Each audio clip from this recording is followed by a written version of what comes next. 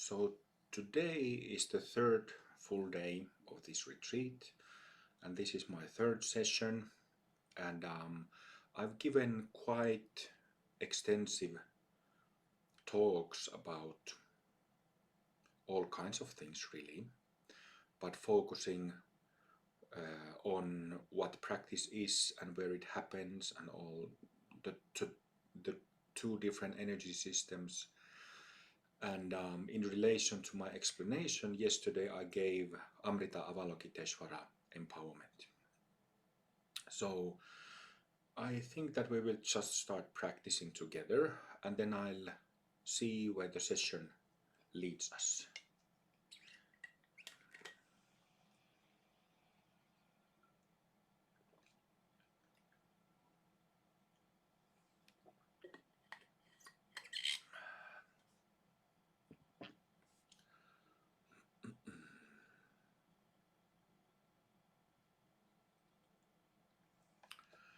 All right. Body in good, upright, but relaxed posture.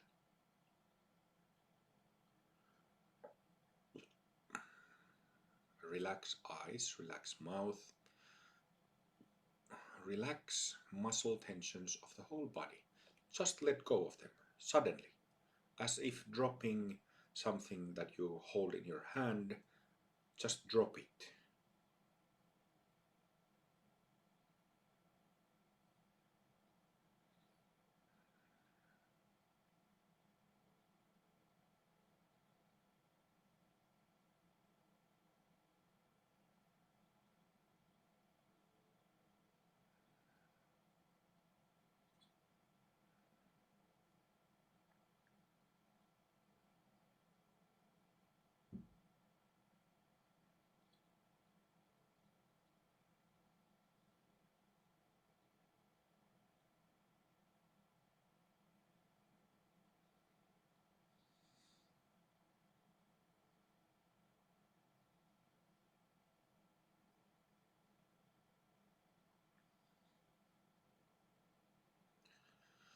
Here we are, practicing together again. Why? Why do we practice?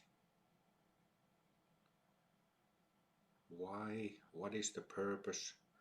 What is the motivation for practice? Ask yourself. Remind yourself. When we remember the reason why we started practicing, it clarifies our motivation and inspires us. Samsara, suffering, confusion and pain are real experiences. And this is what leads us to practice and our commitment to Dharma, to taking refuge, to becoming bodhisattvas, even taking bodhisattva vows. It is the suffering and realizing that we suffer, are confused, and all beings suffer.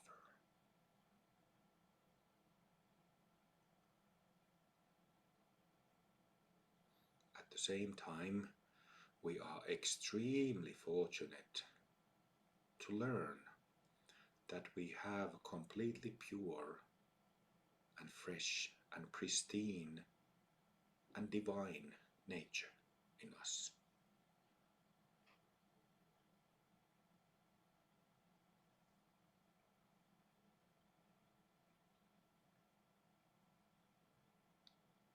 That we do not need to stay in our suffering, confused state. That we can do something about it, that we can shift,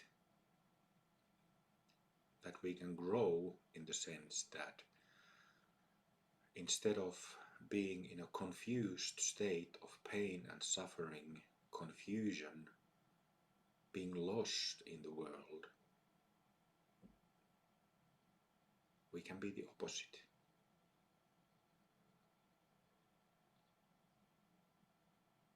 We can discover that there is this purity, and we can fully establish ourselves in this pristine sacred purity, like many women and men have done before us for thousands and thousands and thousands of years.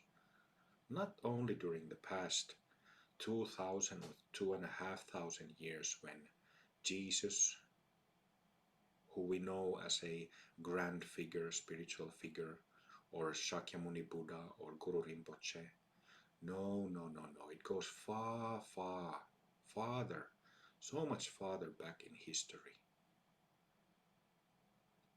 But just like those small village saints from India, Tibet, or whatever, who we don't know about, we do not have recorded history of Buddhas, Mahasiddhas from 10,000 years ago, 50,000 years ago, 100,000 years ago. We have a little bit, just few names. But unfortunately we don't have more records. Anyway, so many have gone before us, have practiced exactly the same practices according to the same principles that we are practicing on this retreat.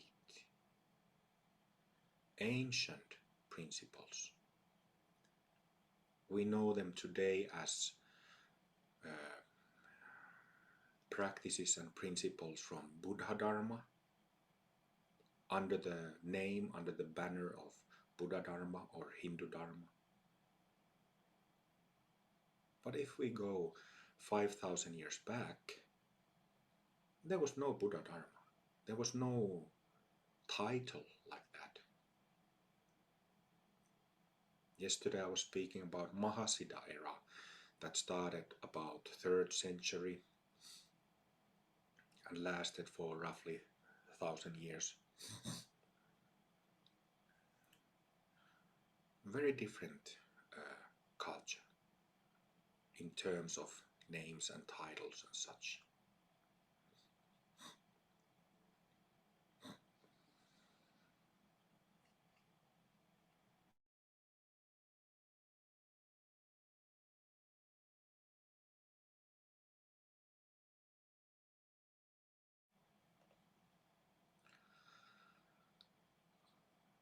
Together with all sentient beings, what marks samsaric existence is that we are isolated from others. The opposite of that is to open up for beings around us. And of course, that can also be very scary. We get hurt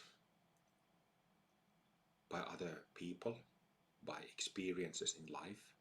So in one sense it is natural, it is biological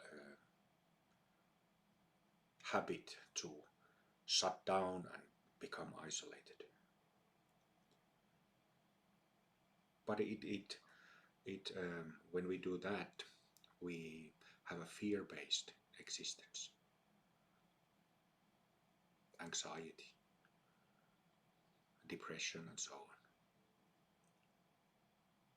So yogis, practitioners of timeless Dharma, timeless principles of Dharma, practitioners of Mahasiddha Dharma, do the opposite. Practicing for the benefit of all beings. Not only wishing well or wishing good things for others and all beings, but really committing to that.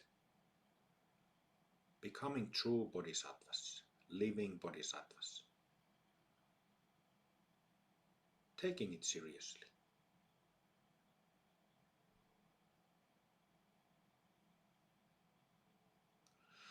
And when we do that, even though it can be scary often, scary to remain open, it actually we start to feel better. And the more we grow into this feature of our basic nature, that is loving, kind, and compassionate, but also discriminating. Manjushri holds a sword, but there is this universal love and kindness and compassion, softness. That is what our basic nature is.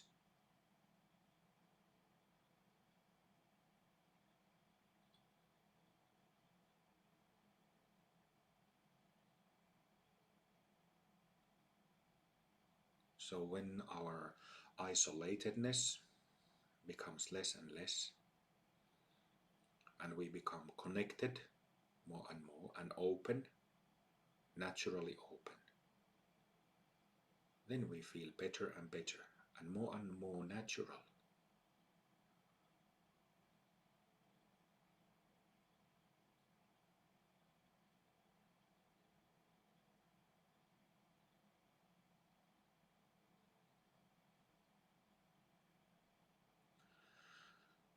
So we practice to become fully enlightened, fully attained Mahasiddhas in order to help, to support all beings.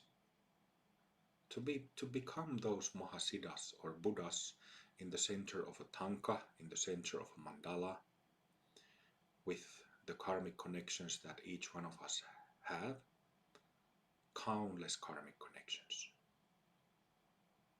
assuming the center of the mandala,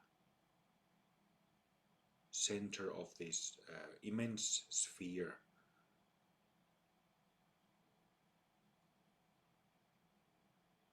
where karmically connected beings are around us.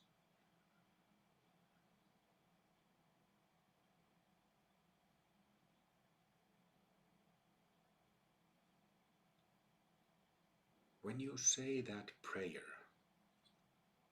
I am going to, no matter what inner obstacles I have, I will go through this whole process, this whole path, and establish basic state as a full 100% living experience, 100% living recognition, for the sake of others, for the sake of all sentient beings who suffer and are lost in samsara.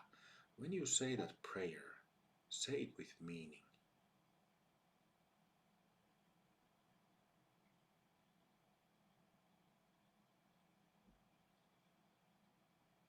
For one time, say it with meaning.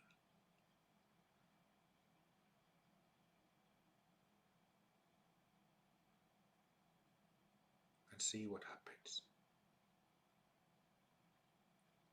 It's such a profound practice.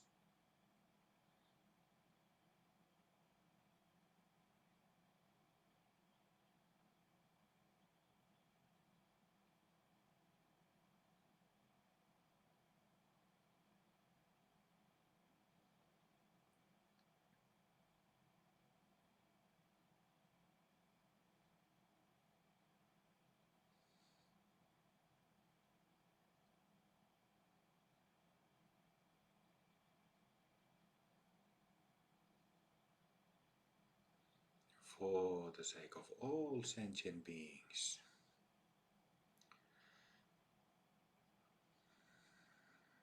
Like I was explaining earlier, in my view, it has two functions. And one is that it breaks our isolatedness and makes us grow as beings. Instead of thinking, our own pain and our own suffering and being isolated, we become aware of greater reality of other beings. And we become available, just available for the suffering of others. That's one. And the second one is that always when we practice bodhicitta, say that prayer, or practice Avalokiteshvara, which is the same, just different form, practice Guru Yoga, which is the same, just different form, our subtle body opens up, stretches open, just like we stretch muscles and exercise muscles during yoga. And this is very important, that our subtle body opens, because it shows us the expanse of our potential.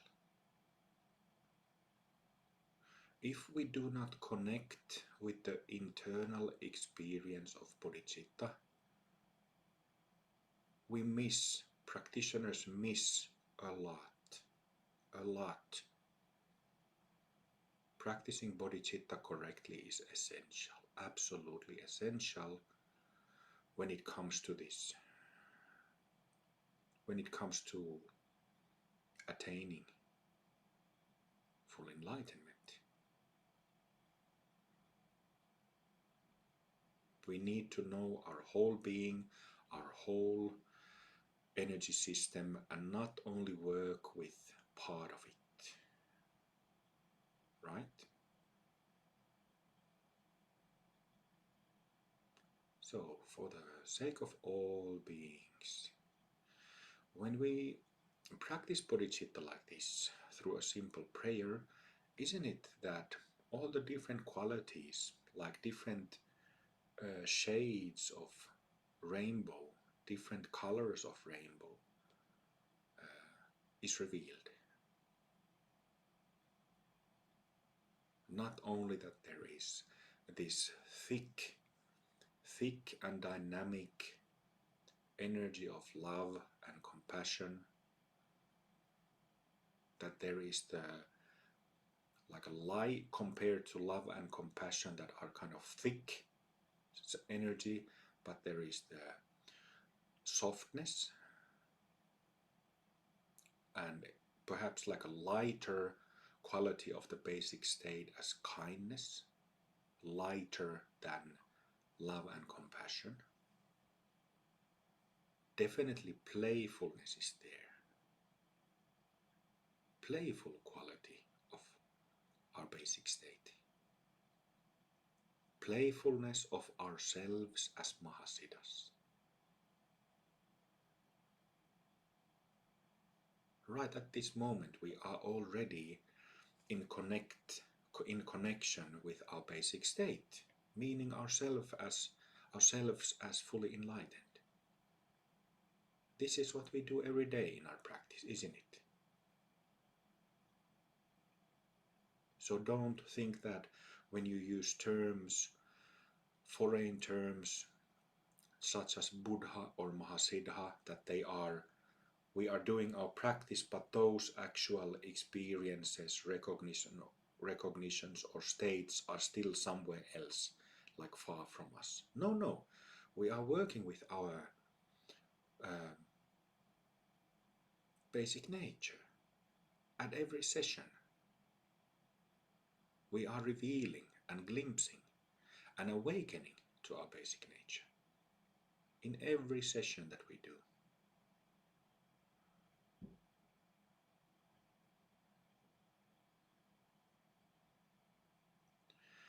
So love, compassion, softness, kindness, playfulness.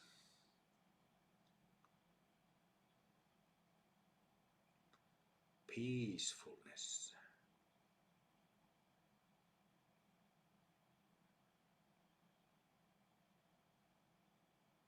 Can you recognize peacefulness? Like this penetrating peacefulness.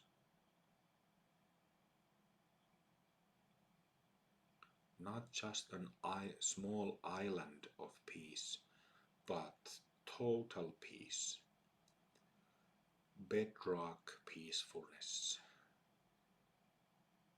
something that is foundational, bedrock, solid bedrock.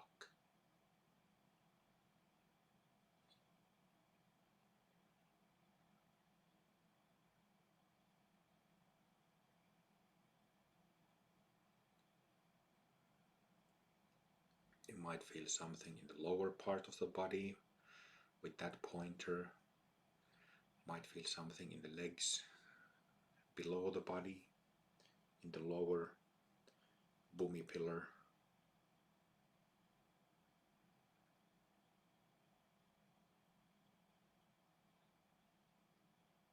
And recognizing peacefulness, bedrock, fundamental peacefulness of ourselves, of our true selves, for the sake of others.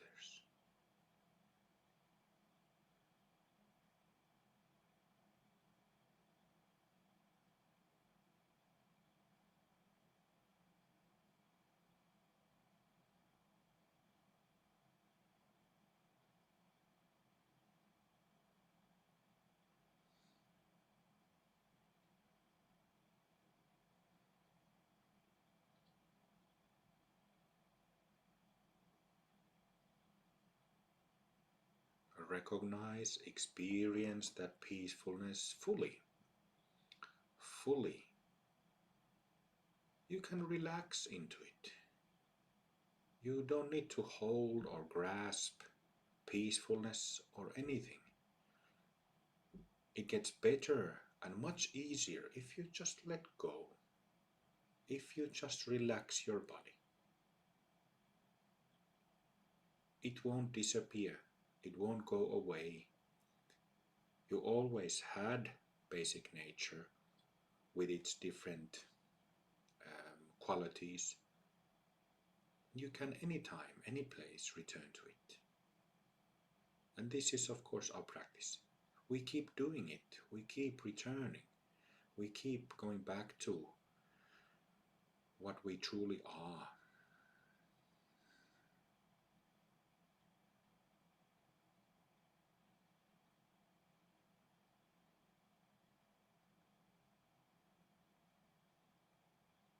To fully become it.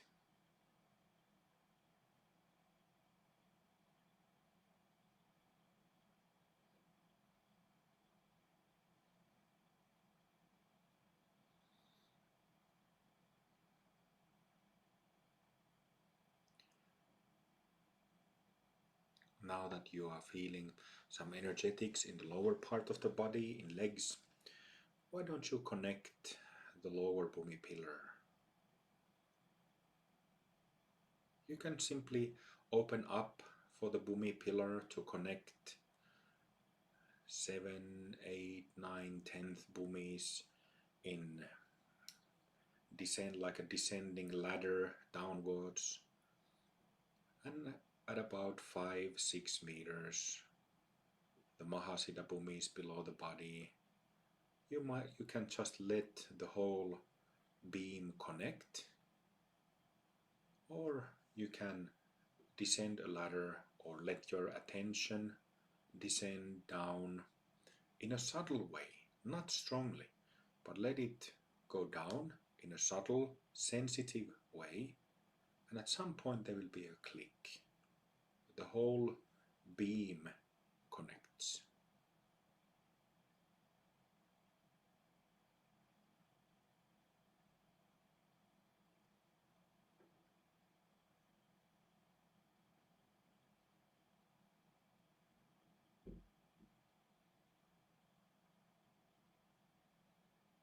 Relax eyes, relax mouth, relax body. Simply feel, only feel.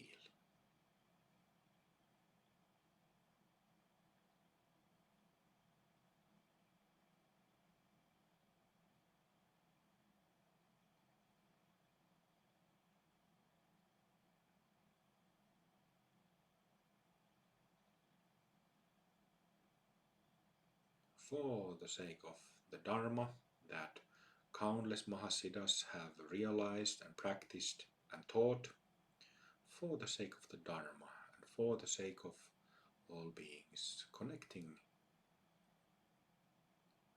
the lower beam, lower Bhumi pillar.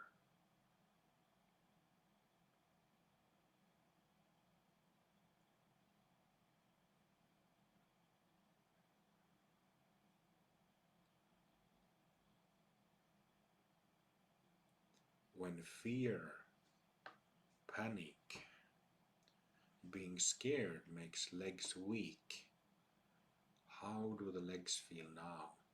How does your base of your body, root center area, the pelvic floor, area in the gut, how does it feel now?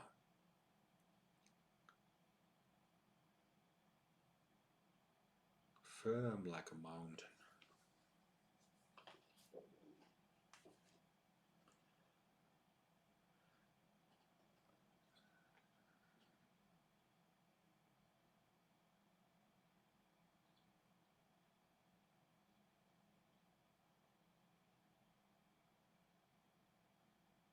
Stable as a mountain, pure as a lotus, like it is said in the Song of the Vajra.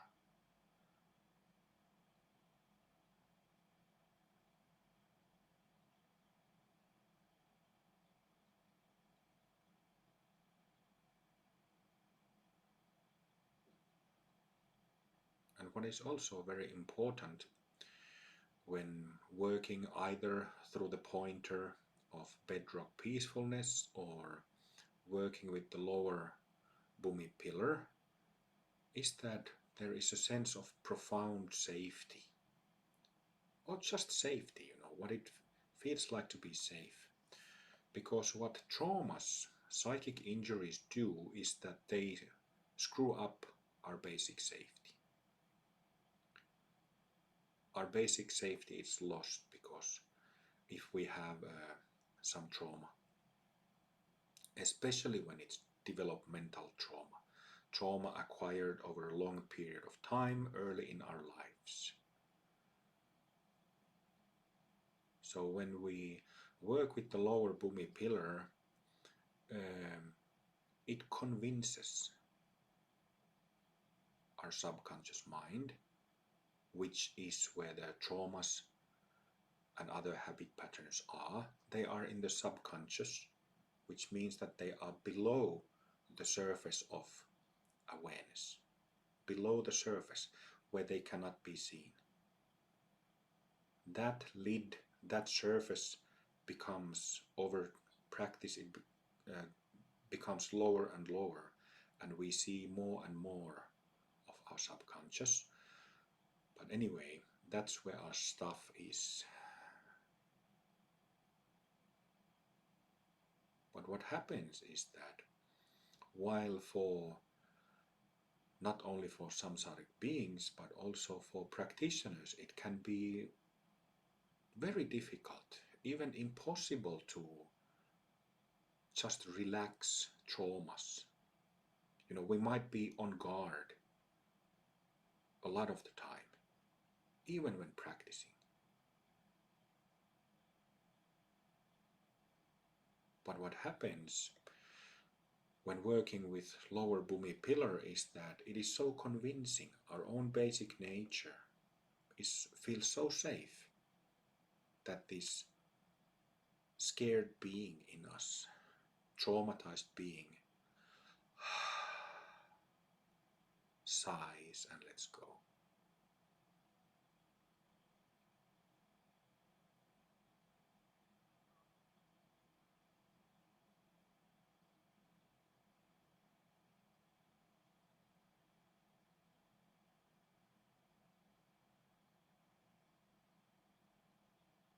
If you have developmental trauma, do work with the lower Bhumi pillar.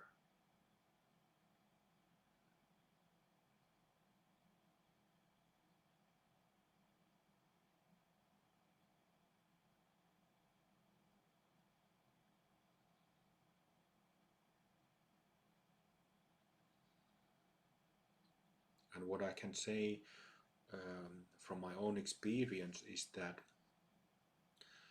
these developmental traumas, they create very stubborn knots, very stubborn tensions in the energy body. Like I said, can be a lot of times can be impossible to just relax or to let go. They just stay knotted, stay tight. So when we find a way or ways with the help of some techniques and teachings to have that stubborn tension relax, the knot, have that knot loosen and open up, the energetic feeling of that, it's the best feeling. Because for once, you're not scared.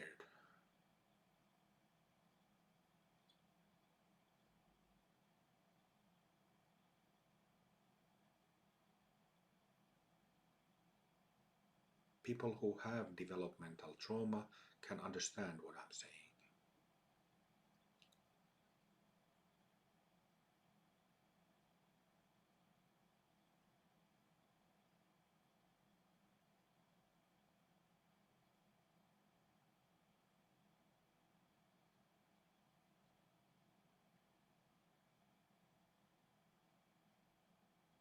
For the sake of all sentient beings, enjoying this lovely, lovely peace. Peace that is in us.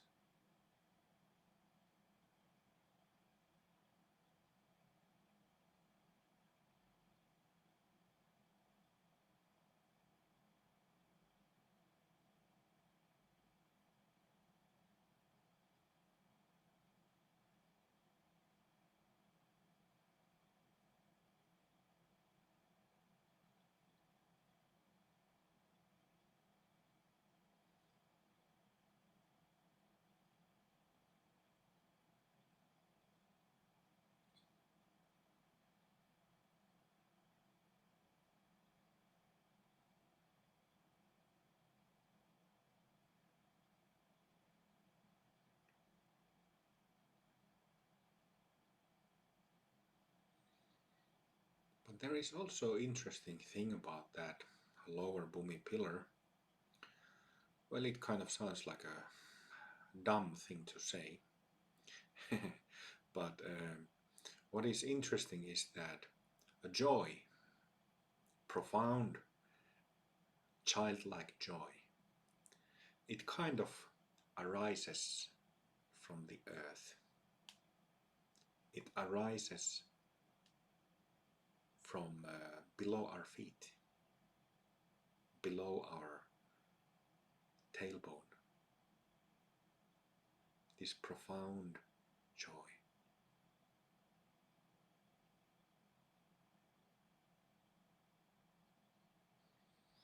And we don't need to be, rainbows have so many different colors, so many different tones.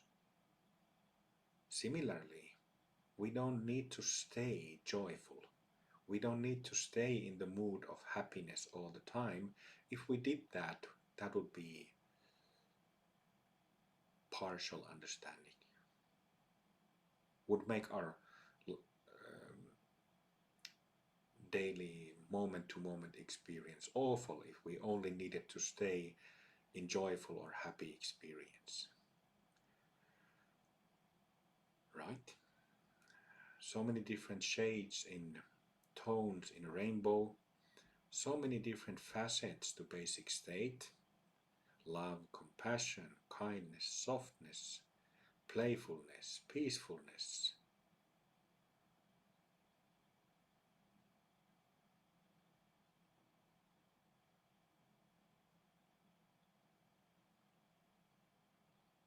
But one thing that the rainbow doesn't have, when we see rainbows in the sky, they only have bright colors. Because it is not possible to have black light in rainbow. Maybe it would be possible to do a presentation of rainbow in a Photoshop or with some graphic design app and have all colors, including black. But we have dark blue skinned wrathful deities, black skinned wrathful deities, sometimes dark red or bright red, sometimes brown or dark brown.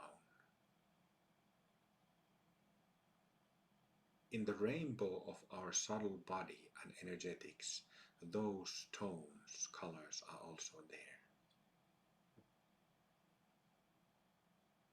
So just the 5-colored rainbow with the in-between tones is not a full presentation of what is possible to human psyche.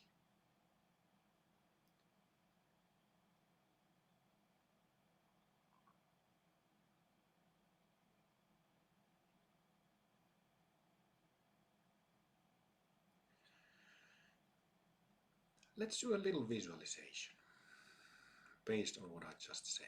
This is like a very simple wrathful practice. Imagine that the Mahasiddha Bhumi is about 5-6 meters below the tailbone. That there is like a, what do you call it? Valonheitin. Like this big source of light. Like a star. Let's think of a star. Or a black hole. That's better.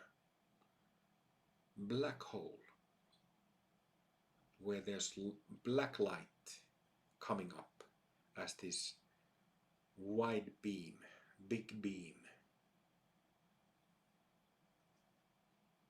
a little bit wider than your physical body. So there's this big black beam coming up into your body and through your body.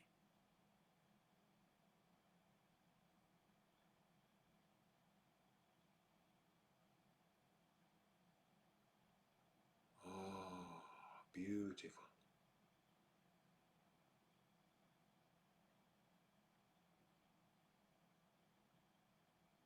It's a different tone, isn't it? Different tone to bedrock peacefulness.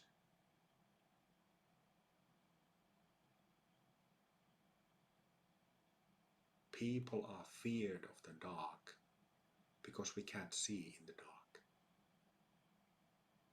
But if you go in the dark, in pitch black darkness, and just be there, completely open, it is medicine. It washes away our fears.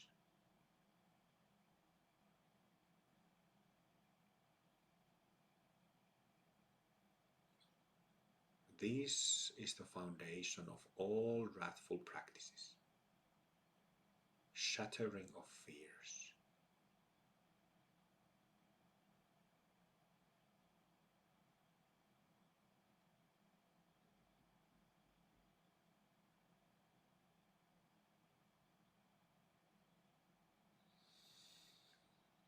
So you can visualize, imagine, and just to be clear, when I speak of imagining or visualization, it doesn't mean that the abilities to visualize vary a lot.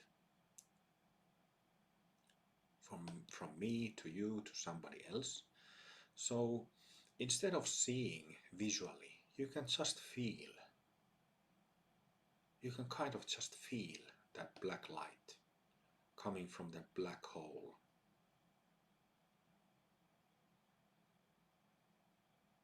Through the whole Bhumi pillar, beam. But also, visualize a black hole in the place of your aura.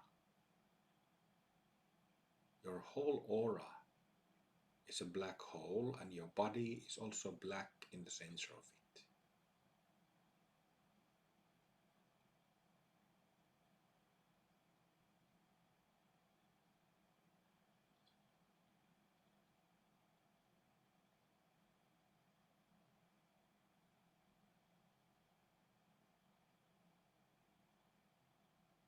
For the sake of all sentient beings,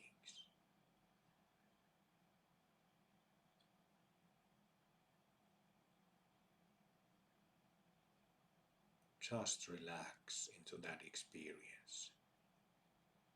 Surrender.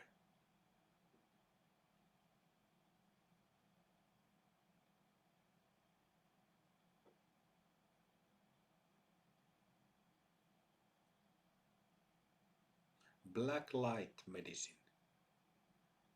Wonderful.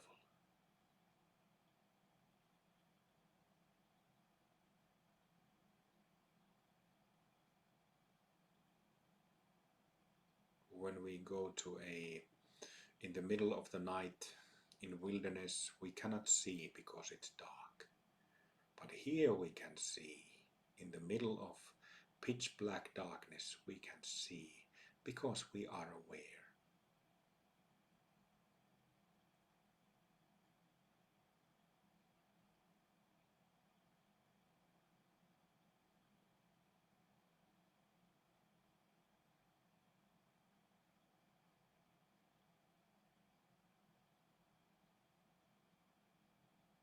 This is the ground where all the wrathful deities emanate. This is the ground in each one of us where fearlessness emanates.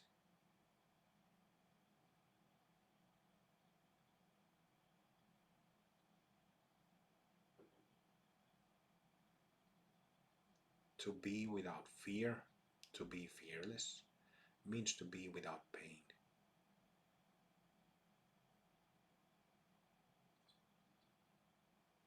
Fear separates, isolates in a split of a second. Without it, completely without it, to be fearless is to be united, is to be present,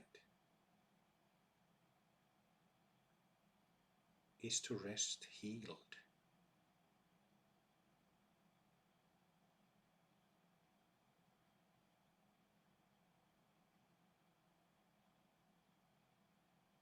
Maybe a spontaneous smile comes to your face, fulfills your whole body, your being, because of this experience.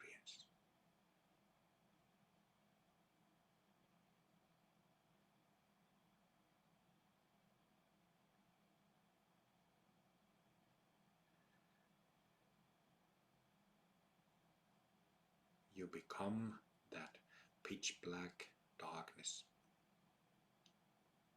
and ride it like a surfer rides a wave. Ride it, enjoy it, own it.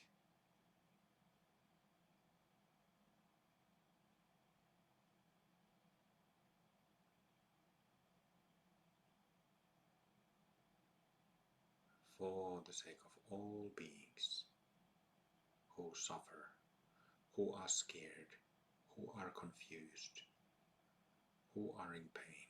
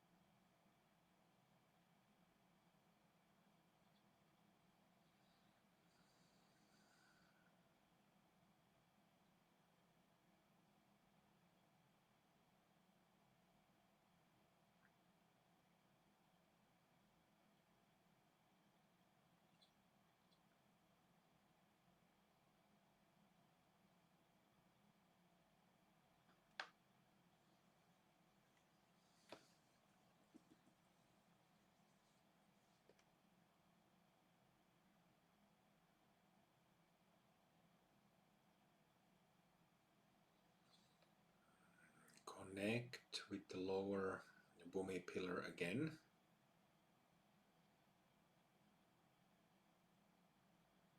Just let it connect, or like I suggested, you can just descend your attention down.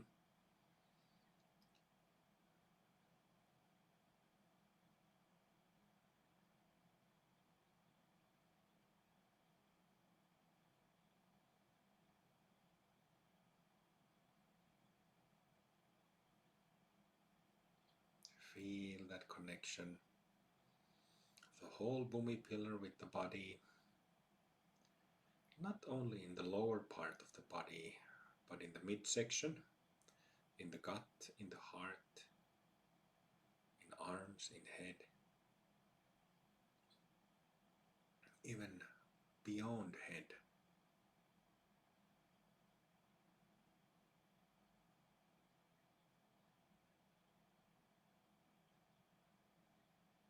It is one whole pillar, one whole beam.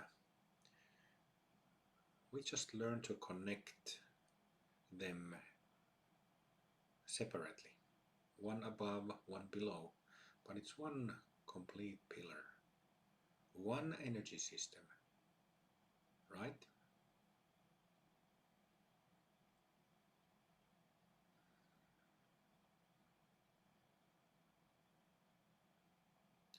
And when we do that, when we connect both ends, both parts of the pillar, at some point it starts happening that the whole pillar gets connected.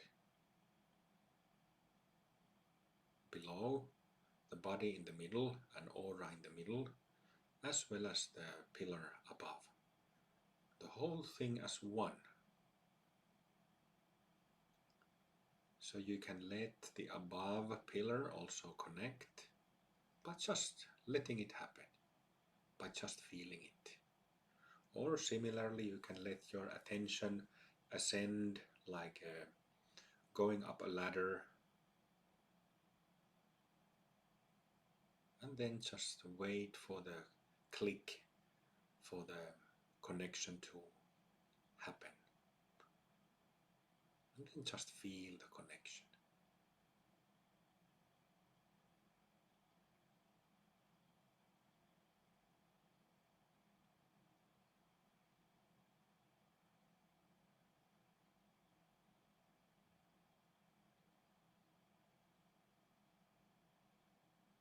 For the sake of all beings.